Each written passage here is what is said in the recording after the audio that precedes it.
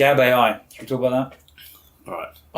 I can't make heads or tails of this. I mean, this is why I think Charlottesville was a bit of a psyop, because it was a chance to use it as a news piece that a lot of other things can get hung off of.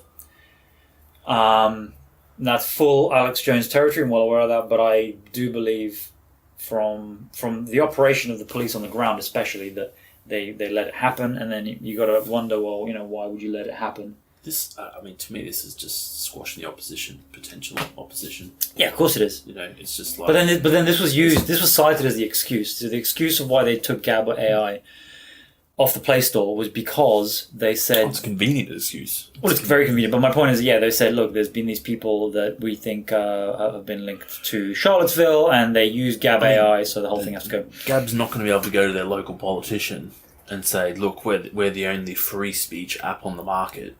And you say you're a free speech politician, constitution. No politician's going to go, yeah, I back you, and all the alt-rights inverted, that use your website. No one's going to jump in and save Gab. They're not big enough to have influence, and they're too easy a target to write off. But they had potential, and I guess the question for me is, can they recover without having access to the Google Play or Apple platforms? Because then you have to create up a website where you download it from, which has happened before, hasn't it? But if you're talking about getting access to the wider market, because the wider market has become so vanilla and filtered down to like a couple of different apps. So you talk YouTube, Twitter, Facebook, Instagram, Snapchat. Like most regular people who don't take interest in or even aware of all the stuff that we talk about, or even give a shit about it, who just go about their day-to-day lives, exist in that space of those 5 apps and don't venture out very far to that. Would you agree with that? Yeah, absolutely. Yeah. Yeah. So Gab, you can't crack that market in my estimations. And whether or not I can crack the market's a good question. I don't know. I don't know. But it's hugely more difficult not being on the Play Store. It's a brilliant move by Google. I wouldn't say. Well, I wouldn't say it's not. It's. Bear in mind that Google. It's not like any other company like Google who is in their position would make the same decision. It's like the obvious decision to take, but it's not just that. It's still brilliant in the impact, I guess. Well, it's not just that. It's the move to make against your competitor. Well, bear in mind that Gab.ai is really more of a Twitter comparator. Well, so they're all in bed together, aren't they? Well, sure, but I'm just saying that it's probably more of an ideological decision. That's kind of it. That's kind of the thing that really sucks about it. It's more of a. It's not. The argument will be, well, these are all private businesses, blah blah blah blah. And it's like, yeah, but they're not even making really a business decision. That's the problem. If it was a business decision, they'd be blocking things like, third-party browsers on their Play Store. What, are they not doing that? No, you can download third-party browsers on the Play Store. Yeah, but are they doing other things to suppress them in other ways? Well, yeah. So in minor ways they are, and actually they lost a court case about that in the European Union, where it was seen that they were suppressing some of the results for like alternate browsers. Yeah. In their search results. So you're right, there is stuff like that. My point is that ultimately this is more of an ideological decision for them. So it's interesting because again, there's a lot of irony here, because the left loves to talk about how things shouldn't be about business only. Things should be also about society and ideology. But then as soon as a company stands up and says, we're going to kick these guys off the platform, I guess they'll say, well, it's a private enterprise. How dare you tell them what to do? And it's like, but you guys tell private enterprises what to do all the time, and it's fine. I guess that the reason I draw those conclusions is say, we can do something inane now. So type in who's someone famous? Katy Perry. Type in Katy Perry. It's probably gonna end me. But is there Twitter's tweet there? Bang! What's the first thing that comes up? Twitter. So you can type in anyone, and they'll get like, obviously got news articles up the top here, but often they'll have tweets. Yeah. Right. So Yeah, the tweet. Yeah, their Twitter handle is the second what one. I say is that when they're suppressing competition, like Twitter's comes up straight up to the top of Google's algorithm. Yeah. What's the kickbacks going back there? You know, like what connections they got behind the scenes that they're all, and then you got YouTube's. Well, I mean, YouTube's Google, isn't it? YouTube's Google. No, it's a good. Facebook's there. Like, you know, obviously you could make the argument that most people use those platforms, so and that's why they come up high in results. Yeah. No, I think you're right. Don't get me wrong. I think you're right, and it's a good question. I'm sure there is shoving around, and that's what they were essentially ruled against in this court ruling in the European Union, because they were basically. Although a lot of these things should filter to the top anyway, they were purposefully putting more distance, essentially, between some of the stuff on top of just the pure ranking in the search. So yeah, that's what they got done for. So yeah, it's you're right. It sucks. But talking about Gab, I mean, yeah, I just typed them in. You can go to their website outside of the phone ecosystem, outside of the Android ecosystem, and you can sign up onto the PC. You can sign in on the PC and interact same way as you can with Twitter, and you can download their Android app from the internet from their website. But it's nowhere near as convenient as being able to get it from the Play Store. Of course not. Yeah, nowhere near as convenient. And I mean, when I use it too, I was sort of like, could do this. By the way, you could do this on your phone as well, right? So it's because phones are getting more and more advanced, so it's much easier to browse like the normal internet with phones rather than say 5 years ago. Yeah, and they could have links and like advertisements and other pages where people go, download the Thingo app now, and it takes you to their website rather than Google Play. Yeah. So it's. Do I think it's unrecoverable? No, but will they recover, and how easy? I don't know.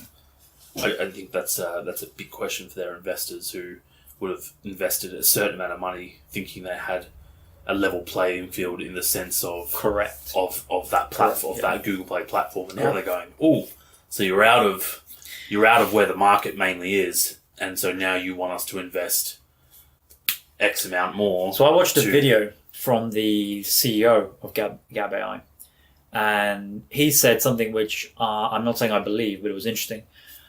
But he basically said that by Google doing this, they're essentially could cause a bit of a Streisand effect, where by banning Gab.ai, it then becomes talked about, then goes in the news, then goes, in front of more people's news feeds. People then find out about it. They hear that something's banned. They're like, well, what's been banned? They then read about it. Now they know about it. Now they're more likely to actually go and find out more about it and possibly download it. So, I mean, the Streisand effect is a real thing. Grasping, I think. Well, the Streisand effect is a real thing. Well, I get that's the real thing, but I think the Gab, like, I haven't seen the... Well, bear in mind this was a few weeks ago. Because it worked for Milo, the Streisand effect... Well, bear in mind this was a few weeks ago, so whether or not they've had an uptick in downloads and users, I don't know. So it'll be interesting to maybe come back in a month and see if there was a noticeable jump up in users straight after the banning. But that'll ultimately prove it one way or the other, at least in the short-term sense. Yeah. But yeah, I don't know. But that's what he was claiming. Yeah. Yeah. I don't know, have you seen an increase in articles and coverage? Have you seen it? Well, I mean, I got it. In the news, Yeah, I mean, I got it straight onto my phone. Ironically, from Google. It was part of my Google newsfeed. Yeah. The Google has banned Gab.ai. So it's like, I'm proud of it. You're proud of it. Yeah, no, exactly. So Google were like, hey, look at what we've done. And I'm like, oh, Gab. Then I went and looked on the store. Yeah. To see, like, yeah, shit, it's not there anymore. Yeah. So, but I already had it. So if I didn't already have it, would I then have gone, or would 1 in 100 people have then gone, what is that? And then gone and maybe downloaded it manually, and then 1 in 100 when it's about 10 million people is actually a lot of people. I don't know, maybe, but I don't know. Something like I said, something to look at when you've got more data in. Yeah, I don't know if Gab.ai even releases participants, joining rate regularly or not at this point. I don't know how public they are with some of that stuff. So yeah. No, I think I saw it was like 100,000 or something like that. Yeah, but I don't know how regular they are. So because we need it for it to be regular to see if there's quarterly report or something like that. Yeah, if it's quarterly, that'll not be particularly granular. If it was like monthly or weekly, then that'd be useful. Let's have a look. No. If we just search... Get the alt-rights... Get the alt-right down further. Get the alt-rights very on Twitter. Good advertising. Yeah, it's not coming up with... Right, so I guess this is a wait and see, really. Yeah. I'm not convinced. I think it's... I think they're going to have to pull a rabbit out of the hat to fucking rescue this one, but which is a shame. But happy to be proven wrong. I think it's going to be one of those things, like you said, wait and see. I mean, there's no way to guess it. If at least you had some data on it, you could at least make an educated guess. At this point, it would be completely just putting your finger up in the air. But talking more widely about Google, what is up with Google, man? Like, they have gone full... This is my point. They've gone full ideology. Yeah. Like, they're happy to just fire people if they speak up and make an opinion. Like you said, man, all those millennials that are getting pumped out of universities that are ideological, Google's just aligning with what the market's going to be. They think the market's going to be, and you know, all those people they're going to be more and more of them. They're going to grow up. You know, you'll lose a few to conservatism, like you always do. like you always do. Yeah, the natural progression towards conservatism that you see with age. You know? But you know, they're pandering to that larger audience that uses the internet. The crazy thing for me actually is watching some of those documentary, kind of news reports where they my dad uses Bing, bro. Like he couldn't even tell the difference between Google and Bing. He just uses Bing because that's what popped up on his Internet Explorer. So you know, whereas all the young kids they're Googling. Well, the interesting thing is I've seen some of those interviews with essentially people who are, who would identify as left, and when they get asked, do you think it's okay to fire people based on their political views, they basically say yes, which is, see, I don't completely disagree with that, because it kind of depends on what your political view is. But here's the problem: if your political view is that you should legalize murder, maybe you've got a bit of a problem there, and if you're spouting that off to potential customers, fire me before I have the right to kill you. And if you're spouting that off to customers and you're a salesperson, then you might be, doing the brand of that company some damage. So there's an argument to be made, but when it's reasonable views, when it's backed up by scientific studies, especially, and when it's particularly on the request of your company that you write that view down, I think that's kind of way beyond. Each of those things is kind of way beyond the pale of what is acceptable to then fire people for. And these people who are on the left, when interviews with them, they don't actually know what was the content of the memo that James Damore wrote. So really, they're basically just saying, I'm okay participating in a witch burning, modern day witch burning. That's what they're essentially saying. Like, oh yeah, I heard that this person's a wrong thinker, bad, verboten. I'm okay for them to be fired. I think it's okay to censor them. So I think that's bullshit. I think that's crazy ideology run amok. I think that's people, just summarily, firing people. Do you remember the days when do you remember the days of Alta Vista? I do, yeah. And Big Mama? Lycos. No, I don't remember that one. You don't remember with the dog's nose? No, I remember it was Alta Vista was the search engine I used to use. Yeah, it was best for porn, wasn't it? And then Big Mama. Mm-hmm. God, what was I searching? She was good for other things. What was I searching back in those days? Tank Wars, like that tank game. Right. It was all porn, though, right? It varied. Stop dancing around the issue. How dare you, sir? How dare you sit there and lie to me? Yeah, I looked for cooking recipes when I was 12. Looking for those, because we used to sit in the school library on my account that I was logged into, and the first thing I did was look up porn. Yeah. I wasn't that dumb. Yeah. You just always use Google at home, though. You just want that revved. Do you remember when Google wasn't big? Remember when it was... Oh, yeah, I do. Yahoo. It was Yahoo. Yeah. And it was... And we thought we were the rebels because we were like using Alta Vista, and no, they were just good for porn. Big Mama, and I don't know, mate. I'm not going to give you a different answer because that's the correct answer. It was really good for porn. It seemed to give you a lot better results, whereas some of the others I think were already trying to screen out the search results. Right. So you type in like big titties and it would come up with some like obscure forum that mentioned big titties, and you're like, that's not what I was looking for. It's like a fat man website. Yeah. You're like, that's not what I was looking for. I was looking for big titties, and you exactly what I mean when I said big titties. Don't fuck me around here. So yeah. Ultimately didn't give a shit. I remember back in the day, but I remember Google's good because when I first used it, it didn't have junk.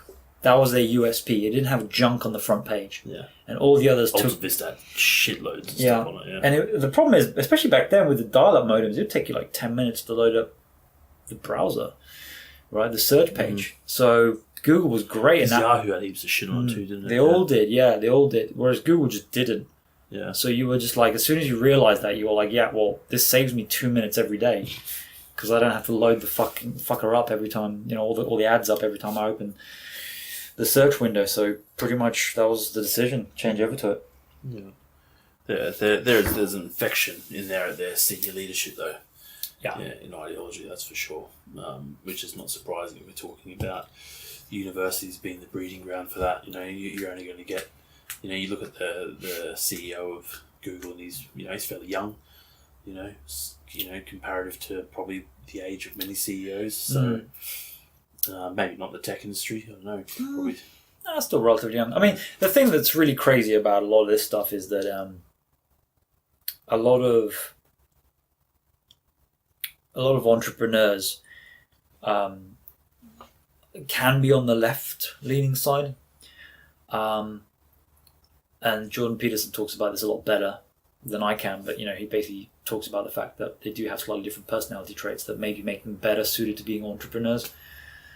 Sexism.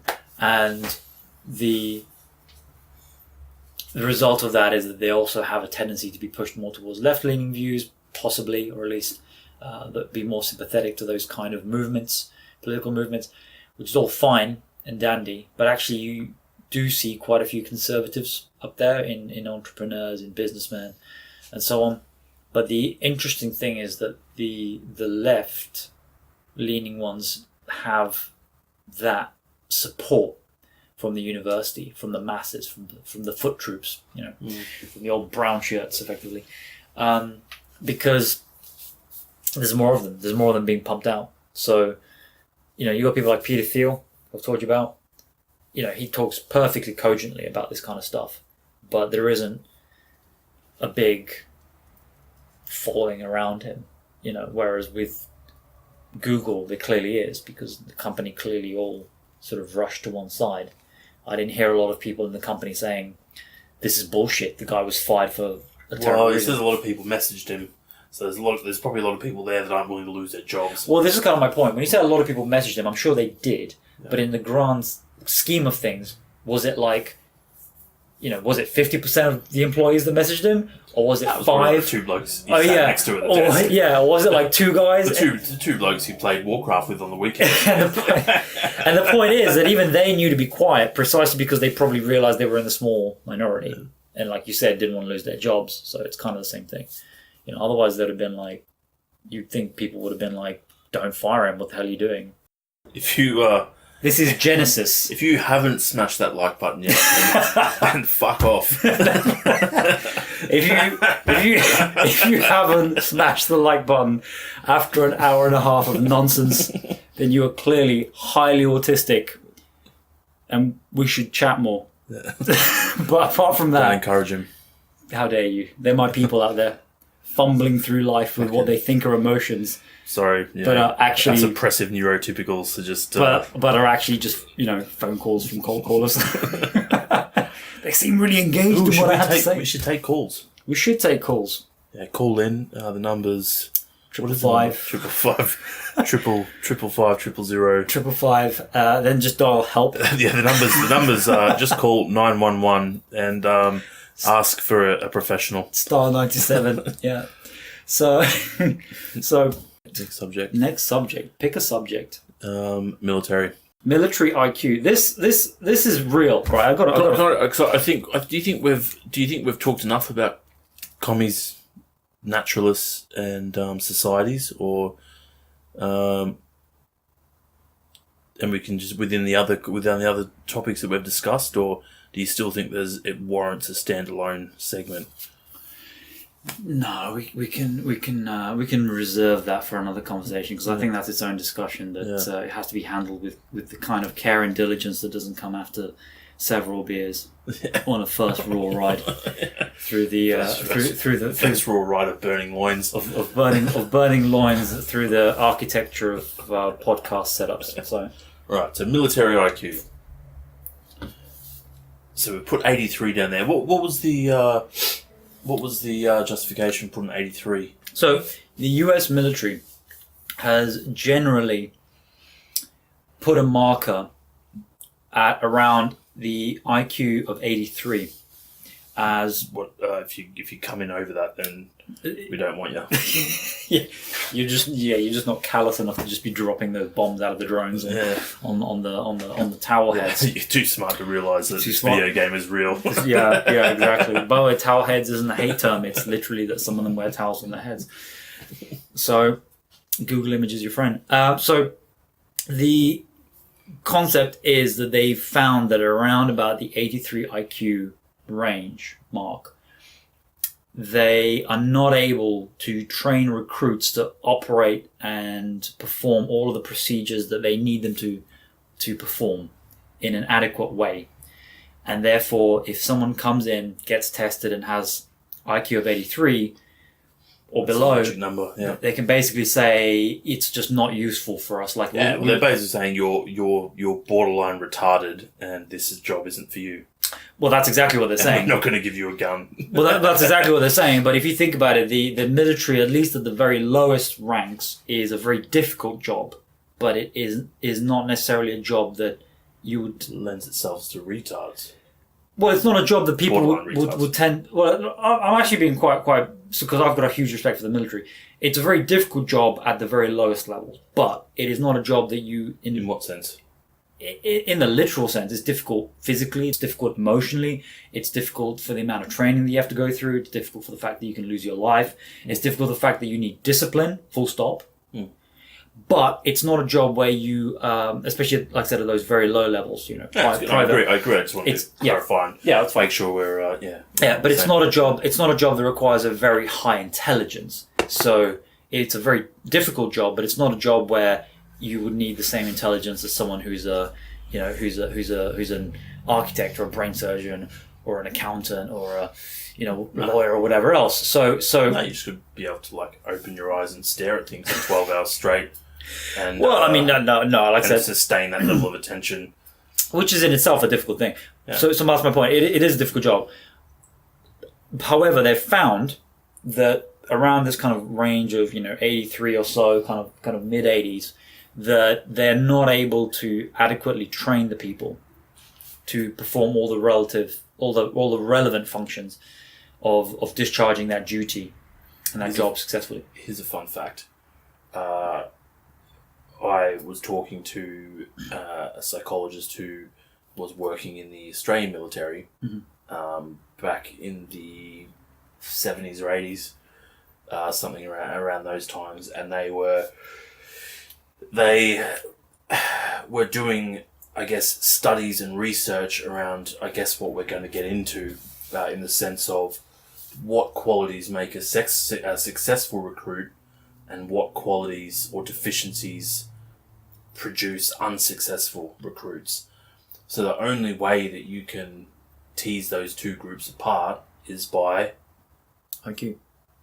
No? Letting them all in. Let them all in. And testing them and then seeing where the cards fall. And so during the... Isn't IQ testing? Sorry? Do you mean... But you mean like IQ testing is all testing? Sorts of testing. I mean, personality tests. I mean, he said that they were letting people in who were...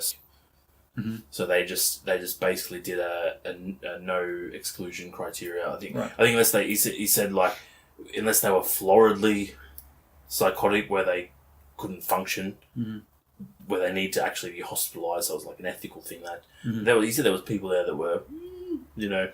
Well, what's your point? You mean? Well, I guess what they're saying is it's just interesting. The study was interesting in the fact that they let everyone in. So personality disorders, and they did personality tests, IQ tests, all sorts of tests, and they were able to then go, all right, well, all these crazy fuckbags are no good, and all these ones, the qualities are. It was just an interesting study because the way they ran it, and he just said that they would just let everyone through just to see who passed and who failed the boot camp. Right, but did they see a pattern? Is my point. I don't know in relation to IQ particularly, right. But it was just I can't remember him talking too much about the results still going when he left, but it was just by nature and in and of itself an interesting study in that how often do you get to I get you so the thing with this right is loosen that the parameters like that. So IQ is both hated and loved, and people hated by the dumb, loved by those who have it. Yes. But the interesting thing about IQ is that it isn't a perfect predictor. It's fair to point that out. It is a very good predictor, and a lot of people, I myself, would argue that it's probably the best predictor we've got available. Yeah, it's not as good a predictor as gravity in terms of predicting whether something's going to fall closer to the centre of the Earth. Well, but exactly. So for example, I've heard predictions that it's as good as about 36%,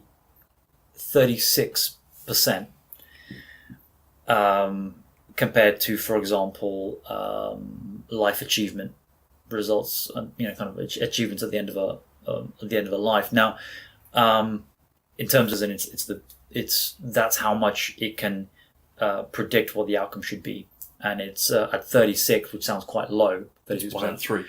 1 out of 3. Well, as in you, but that is actually one of the highest predictors. So anything else that you pick, such as a person's preferences, where they were born, or where but even other things like personality type, socioeconomic group, even amazingly, which you would think that's the big one that they talk about. That it's your environment that impacts so much. It's still IQ that comes up at the top, even though 36% isn't actually that high. Now, the interesting thing is that there are no perfect predictors. So this is often kind of the sleight of hand argument that a lot of people say. They'll say, well, IQ isn't a good predictor because 36% isn't really that high. But it's like, but it is our best one. Yeah, and that's the bias again, isn't it? Because you're not considering all the other, compared to all the other things that we use to predict. Like, you even look at, I'm not going to be able to quote those sort of figures, but even if you look at a lot of assessments of violence, risk of violence or risk of sexual violence, those, it's very hard to predict whether someone is going to commit another offence again, based on previous information you have about them. So 1 out of 3 chance when you're talking about whether someone's going to murder someone. I'm not saying that's what they predict, but you'd take that, wouldn't you? You would take that, yeah. So another one which I came across in business was a study that they did on recruitment, and they were finding ways to predict whether or not someone will fulfill a job criteria based on whatever assessment you gave them. So you've got a job criteria such as be an accountant, right? And the question is, will that person that you're interviewing for that job be good enough to be an accountant? So that's the test. And your predictors were, and this, you had multiple ones, and the reason they were doing this study is they were trying to find what's the best way to select people, how to select people. So they had do an interview, do a multi-panel interview, do a presentation, do an IQ test, do a job shadowing. They do achievement tests. What do you mean by achievement test? So IQ test will obviously measure your performance in verbal IQ, whereas an achievement test will measure your numeracy and literacy and things like that. Oh, right, yeah. So IQ and achievement are correlated. So normally, Yeah. normally when you say if you're testing someone, you give them an IQ test. I know what you mean. You give them a cheesing test. To see they were have they achieved what they should have achieved because of their they IQ. were essentially lumping those two together in the same category. Right, okay. Yeah. And then the other one they had is job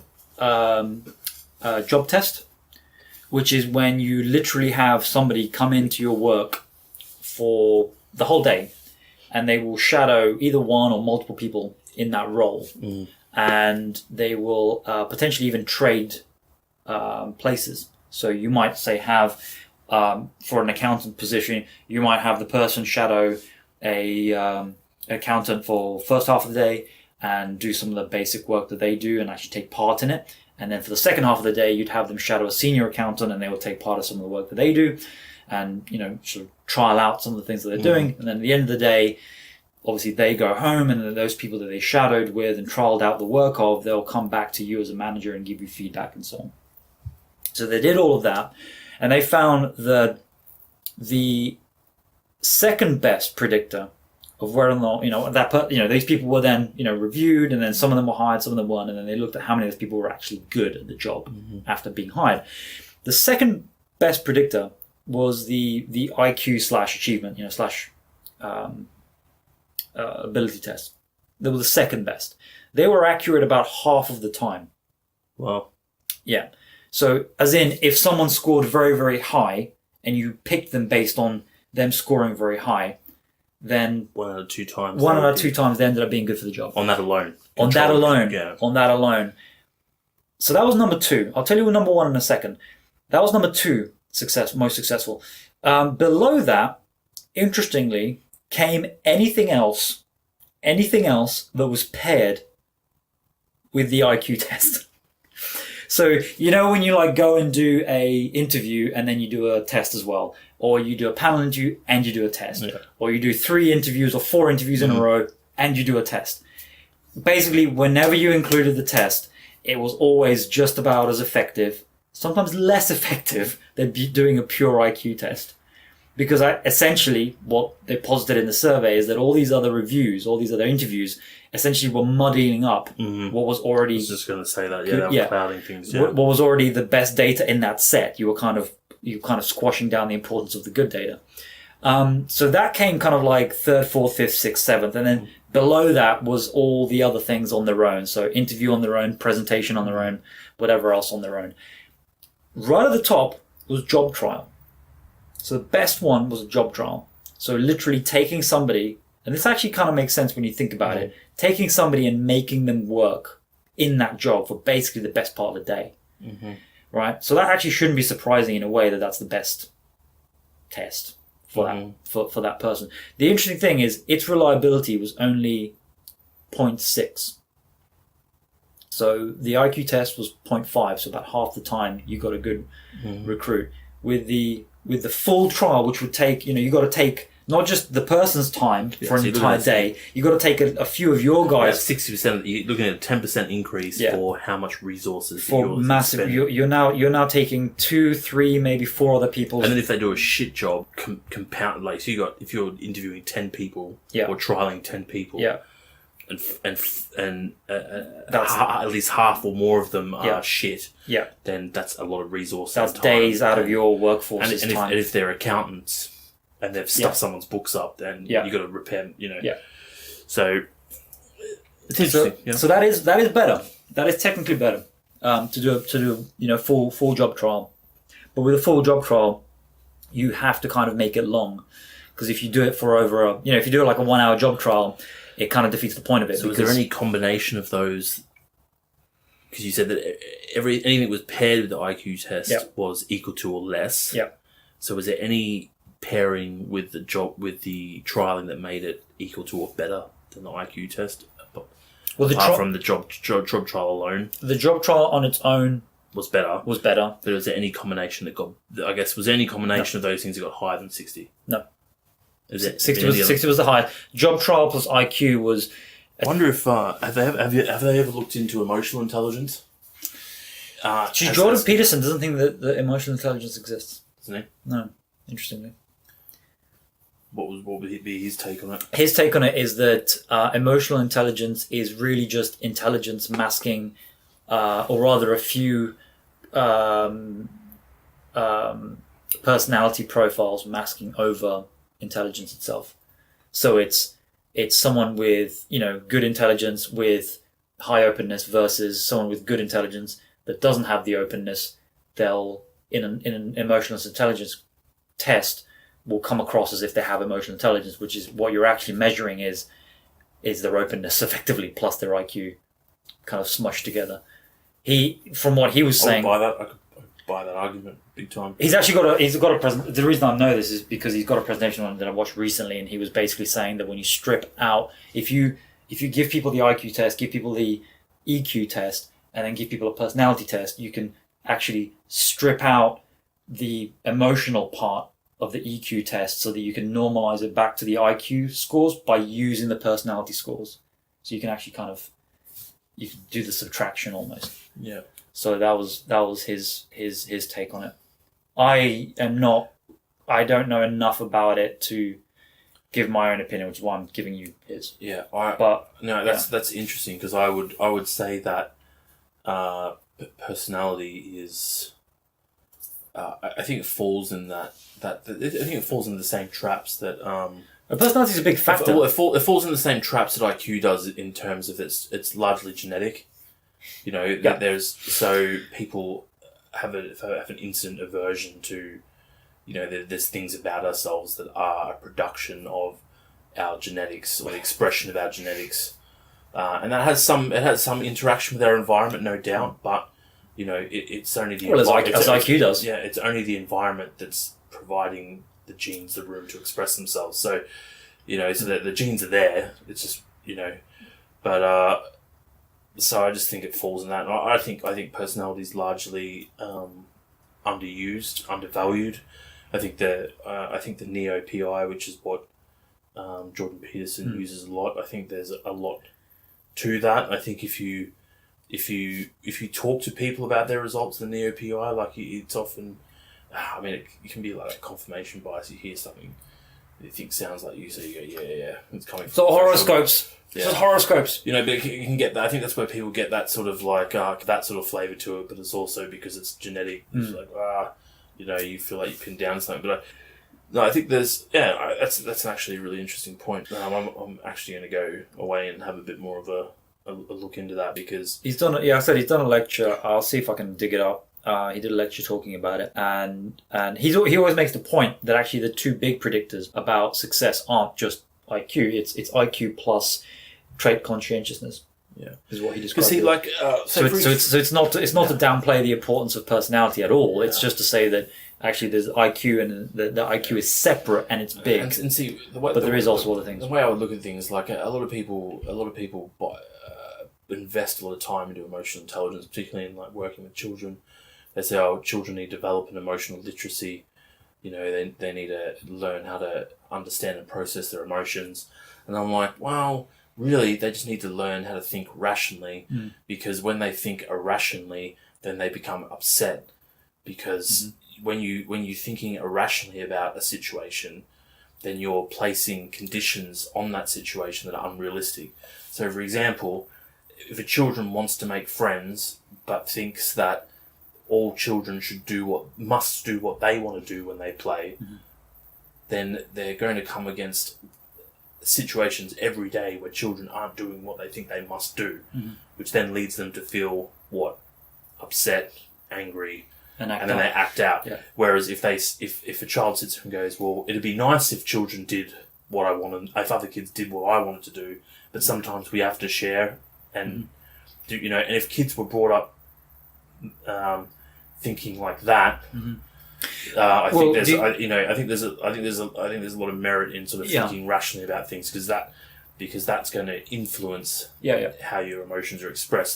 So I don't know. So it's a whole fuzzy area with this emotional intelligence. Well, to me, a lot of this stuff overlaps with, or rather, is superseded by the whole theory of mind stuff.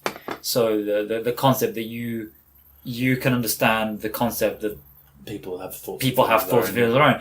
Yeah, exactly. So it's like, well, if you have that rationality, that understanding, and are intelligent enough to put that in your mind and model the other person's thoughts in your mind, then you can model their desires, you can model their eccentricities, you can model their drivers and behaviors, you can model their, how do they get to the decisions that they end up getting to, and then from that you can sort of piece all that together to get emotional states, and then when you have all that, you can say, well, how do I affect X, Y, and Z, and how do I affect their emotions? So really, you end up getting to the same point of how should you interact, how should you interact with other people's emotions, but you get it through pure logic, effectively. Yeah. So that's why I'm not completely bought that people haven't proven that there's some kind of a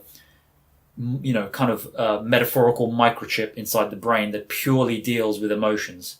Yeah. And it's just to do with emotional intelligence, and it's just to do with your ability to, interact with people at an emotional or social level. And it isn't just being smart and being observant and understanding and thinking about what it is that the other person is. And you could say that that's maybe the way things were before we developed the frontal lobes of our brain, but now that we now that we have that, emotions have got complicated, in the sense of like if you you mean over geological timescales, not like right the emotions of a dog are not complicated. It's eat, fuck, sleep, mainly just eat and sleep, and people attribute emotions to dogs, but when you attribute human emotions to animals, bestiality.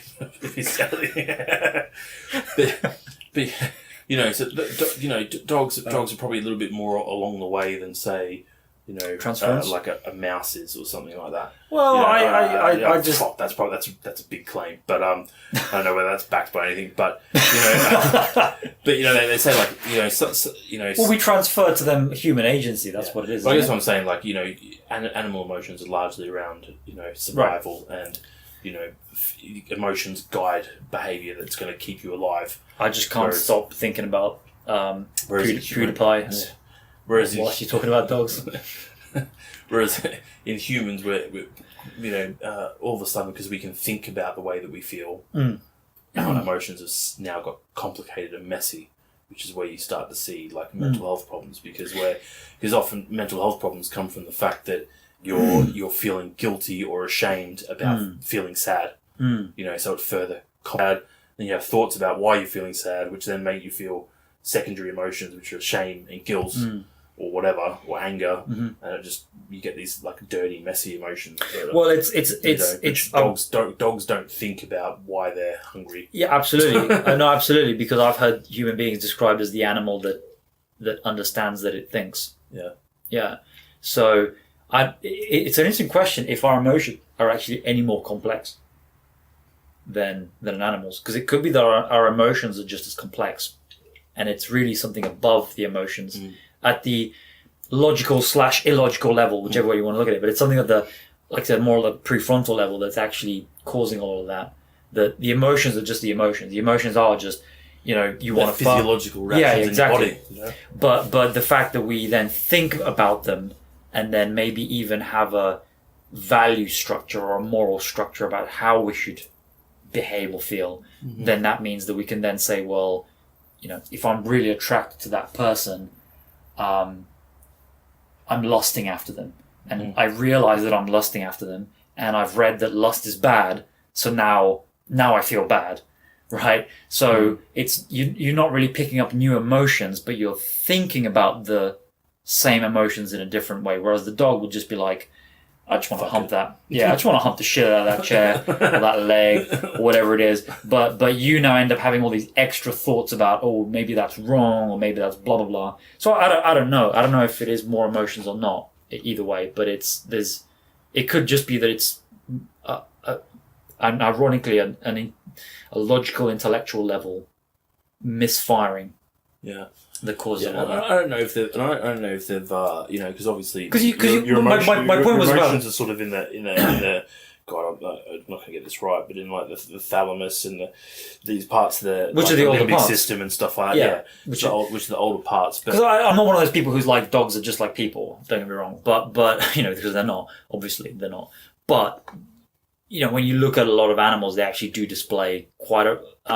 It surprised me how varied their range of emotions actually is when you. And I'm not saying when you transfer them on or look for them, but they have more emotions than you think they would need. Let's put it that way.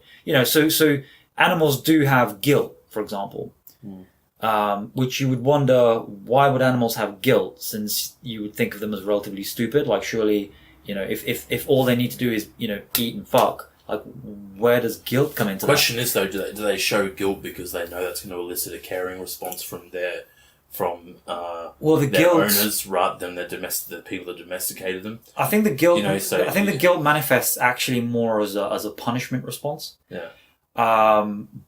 When they've done something wrong, and therefore they're fearful of punishment. Yeah. And so then we attribute guilt to that. No, I think they feel the guilt. I think what it is that in the environment they would. So you got to remember that we own animals, but we're not the only people to have controlled animals, because animals have controlled each other, like in pack behavior, right? So for me, I don't think dogs developed guilt when we domesticated them like 10 days ago, right? I think they've always had guilt. It's just that maybe it was slightly different. Dog privilege, man. It's that dog privilege, yeah. So my point is that that's actually an emotion that we would probably think of as quite human. But actually, I think that a lot of animals, at least higher animals, do have it, because it probably came about in their social circle. It probably came out, especially if they lived in like groups or packs or families or prides or whatever.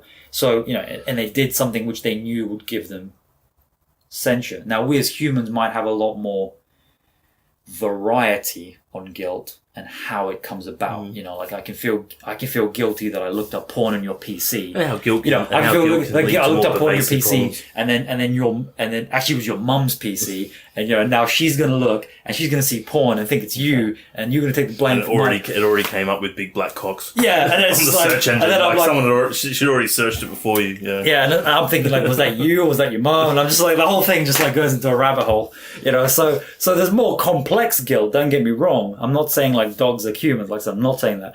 But I think there's a lot of these emotions kind of are in there already. And what makes them more complex is we haven't developed new ones. We've just kind of Jenga'd our way on top of them with our logical brain, and then Jenga blocks fall, right?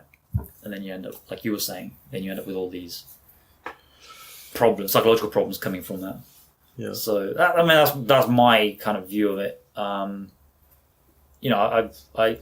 I said, if you go further back, you go to like shrimp and ants and stuff, then yeah, sure, they probably don't have a hell of a lot going on. But yeah. So we were originally talking about military IQ, and with dogs of war. Dogs of war. Yeah. So we travelled a little bit there, but I guess we were starting to touch on that IQ as a predictor of something, success in work. So bringing back to the military, so they've decided that 83 is that a what's the average IQ at now, sort of for the States, about 110? Is there 120? Well, no, I'd probably say about 105 is what I've heard more recently. 105. 105. The interesting thing is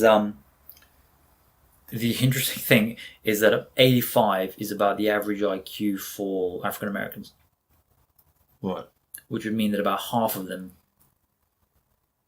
couldn't make it into the military, even if they wanted to. And so what are they saying? Is 70 still the cutoff for intellectual disability? I actually couldn't tell you the exact number, but it's if it's standard deviations of 15 from memory, yeah, which 90, which would then make sense. 75, yeah, 60. So maybe it is. We'd have to look that up, because I think it's 2 standard deviations below the mean is the two standard deviations would be 70. Yeah, normalized. If it's 105, then it would be 75. But so it'd be 70. Well, at about 85, you're looking at around about your sort of you're looking at around about your 15%, 16% are below 85, which and this is the part that I wanted to talk about, because that means that about 15% of your population is literally not smart enough to follow basic standard operating procedures, even if they are taught them for a year, essentially, by a drill sergeant screaming in their face about what to do, and they still can't get it. So if you're saying... And then they're broken down like different profiles of IQ that haven't been successful. So if they're good in performance IQ... I don't know. I haven't gone that level of granular. I don't know. But what I'm saying is, as a broader problem, that's huge, because if you think about it, that's 15% of your population that is... That you just want to conscript at the point of a war. Well, you can't even conscript them. That's my point. That's 15% below that number. Well, you can conscript them, put them on a boat, and drop them somewhere. This is a serious conversation. 15% of a country like the US, for example, is somewhere around the 35, 40 million people that are going to be very, very difficult, possibly just next to impossible to train to do basic tasks. And what do you do with that population? What do you do with those people? And I don't mean like what do you do with them as in, I mean what do you do with them to make them productive is what I mean, well, you have to give them highly structured, repetitive jobs where they don't come up against any problems. Right, and where are those jobs going to come from for that many millions of people? They used to call them shelters, where they would. Well, especially in today's economy, make wallets and stuff like that. But that's what they would do. They would give them. They call them shelters, or community projects where they would go and just like clean up places or make wallets. Because the definition is like but someone who has a very low IQ is not able to, as you would know, process information, hold information, work with that information, make decisions, all that sort of thing. They're not going to be able to unverbal information that's coming in and process that. So if you're throwing a lot of stuff at them, they're going to get overwhelmed and confused and freak the fuck out. So that's why those people will end up living lives where they do the same thing every day. You'll have the guy that walks down the street and you'll go and get a coffee from the shop, say hello to everyone, the same people every day, take the same route. Yeah.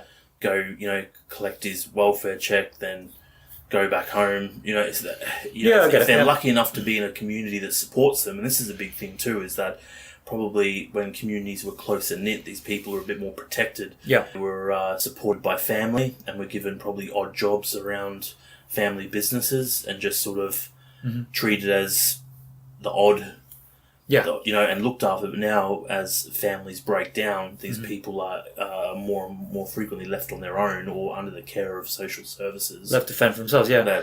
And the government the state has to support them. Which is sad, because they really should be supported by the people that bred them. It's not just that. It's not just that. I agree with everything you said, but it's not just that, because if you think about it, like I said, where are these jobs going to come from? Because we are getting to a point where, maybe in some of their communities they could be looked after, hopefully. Yeah, post-industry, economies, aren't we? Where everyone it's all white collar jobs. It's majority white collar jobs. Even the white collar jobs are going. Huge amounts of the blue collar jobs are disappearing. I just heard on the news this week that they're going to start trialing driverless trucks. I heard that as well. What? Yeah, on the UK roads. So it's coming very, very like few years. It's coming. There's going to be tens of thousands, possibly hundreds of thousands of people. That would be quote unquote blue collar that are going to disappear. Because it's going to be, in 2 years' time, let's say it'll be heavy haulers, and then in 3 years' time, it's going to be, like light freight trucks, and then in 4 years' time, it's going to be taxi drivers, delivery trucks, and then maybe taxi drivers first, and then in 5 years' time, it's going to be delivery drivers, and before you know it, that's probably going to be, 500,000 people out of work. So, and they're already productive, so they're probably going to take a whole bunch of jobs that they can take. So any of these jobs that cleaning, So any of these jobs that in our utopia we would be like, okay, well actually a low IQ person could do this job and they can kind of get by. well, they're going to get, that market's going to get flooded by all these other people leaving these other jobs. So they can't even do those jobs. It goes back to the same question. Well, what do we get them? What do we get them to do? I don't have an answer for sure. I'm not sure if there is an answer, and it's not something people want to talk about either, which is the problem, because they don't want to say someone's got a low IQ. They don't want to say someone is too stupid to do a lot of jobs. Dude, in this country, they so difference between Australia and the UK. In Australia, if you're a child who's got difficulties in school, you'll get an IQ assessment, and particularly in certain states, and if you get a certain IQ score, if you demonstrate that you're delayed in several areas of development and functioning, so you can't get dressed properly, you need help with that sort of stuff, you can't make breakfast without support, you can't use the stove without burning yourself, like all those sort of basic things, then you'll get labelled with an intellectual disability, which will give you access to things. In England, they don't like using the word intellectual disability. They just use learning needs. And people go, so they're not even calling it for what it is, but these, arguably, I agree it's equivocating, but arguably it is a learning disability. Yeah. It is as well. Yeah, you're kind of you're calling out a symptom rather than a cause. I get that. But I'm not sure if that helps or hinders. Well, it definitely doesn't help. I don't know how much it hinders. But the crazy thing is that, people won't have the conversation. They won't have the conversation. That's the part that I say. If you can't even diagnose kids who have got it, you have to say that they've got learning needs, but we're not really going to say what it is, because there's lots of different types of learning needs. They just say they struggle with this, and we're just going to focus on what helps them, which is fine, and it's good to do that. But they're retarded, and you need to be able to say we've got this many kids who have got intellectual disabilities. Yeah. Well, so we can, because as you say, it's only going to, it's only going to get bigger. And if maybe you have to look this up, but you hear often people talking about if you break people down into income brackets, poorer people have more kids. People who are more wealthy and work white-collar busy jobs often wait longer to have children, and so have fewer kids by the pure fact that they just can't have more than one or two children. And if we know that IQ is going to be positively correlated with how much money you earn and the type of job you work, then that means they're breeding dumber people all the time. Well, that's idiocracy, which I think has kind of arrived. Interestingly, I know that there's been a increase in measurable IQ in some areas amongst young people, but there's been decreases in other areas, such as attention, reading as well.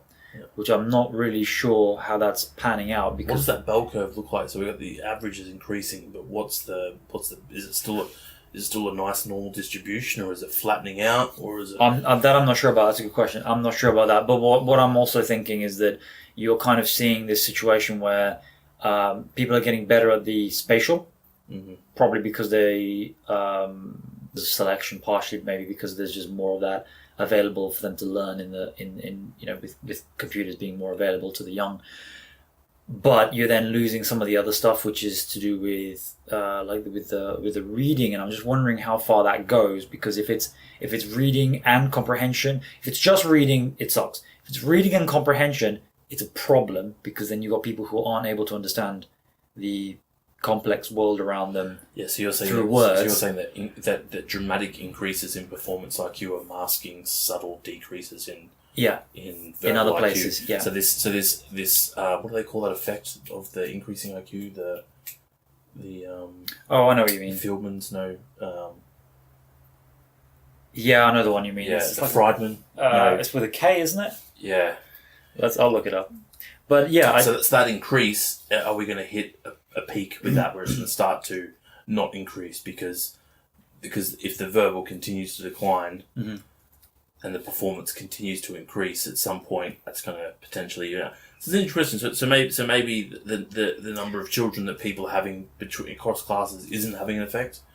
I don't think that it isn't having an effect, because I actually think that what's happening is it's probably a case of one aspect of intelligence increasing at a and the other one's going down. Yeah, and I think that it's what I said. It's what we talked about earlier. That actually a lot of poverty, no matter how hysterical a lot of the left wants to get, a lot of poverty, net poverty, is decreasing. You know what's actually interesting as well. So even if it's kind of, where are you chopping the tail off? Like, you're chopping the tail off because some of the best people aren't having as many kids, but you're also chopping a bit of a tail off, or shifting a tail, because some of those people who would have been very poor now who would have been poor are now just slightly below average. Are you even assessing those kids because they're so poor and outside of, it depends on your samples that you're assessing, whether they're representative of the population.